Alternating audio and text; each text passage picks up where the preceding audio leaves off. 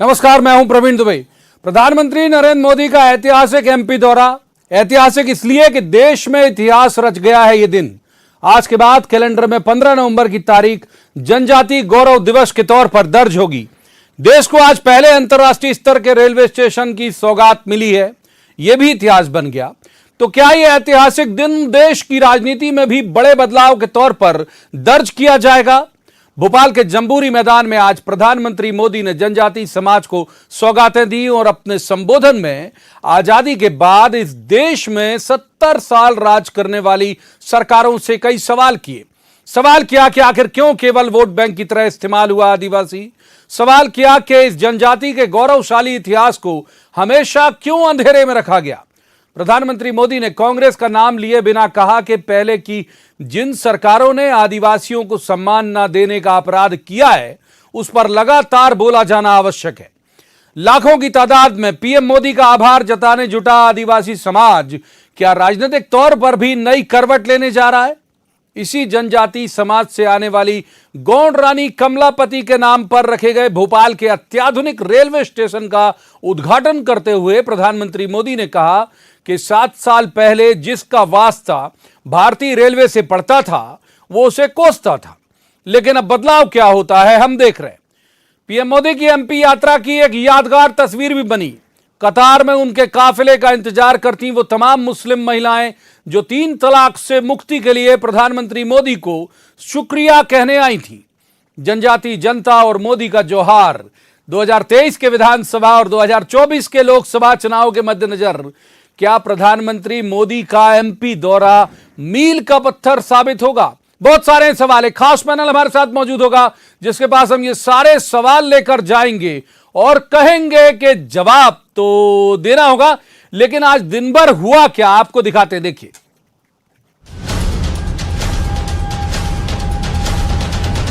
क्या प्रभु राम के जीवन में सफलताओं की कल्पना की जा सकती है? बिल्कुल नहीं। वनवासियों के साथ बिताए समय ने एक राजकुमार को मर्यादा पुरुषोत्तम राम बनाने में अहम योगदान दिया। कि जनजातीय समाज के योगदान के बारे में या तो देश को बताया ही नहीं गया,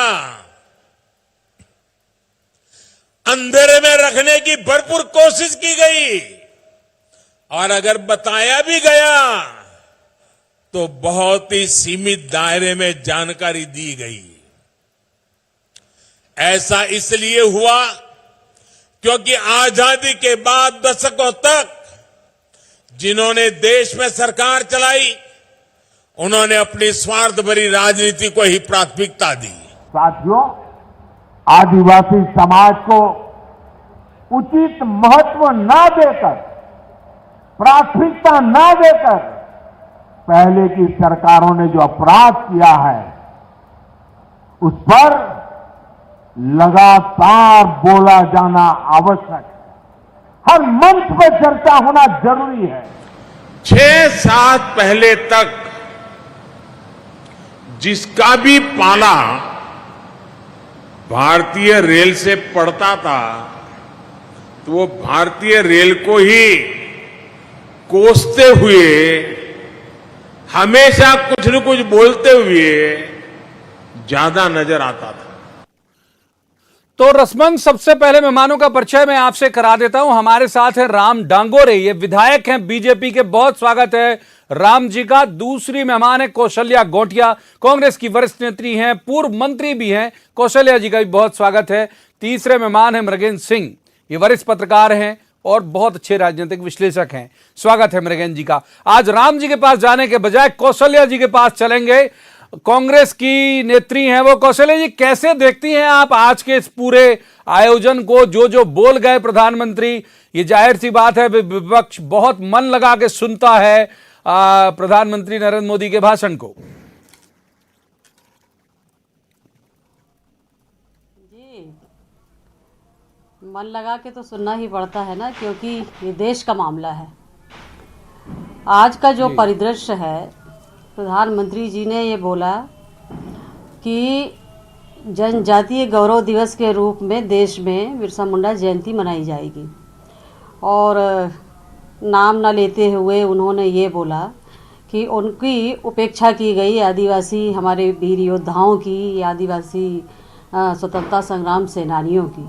तो मैं पूछना चाहती हूँ बिना नाम लिए उन विपक्ष के लोगों से कि अगर उनकी उपेक्षा की गई होती, उनका कार्यक्रम ना किया गया होता, तो आज अचानक से हमारे माननीय देश के प्रधानमंत्री जी को राष्ट्रीय गौरव दिवस के रूप में बिरसा मुंडा की जयंती मनाने की क्या आवश्यकता पड़ गई, वो भी मध्य प्रदेश में।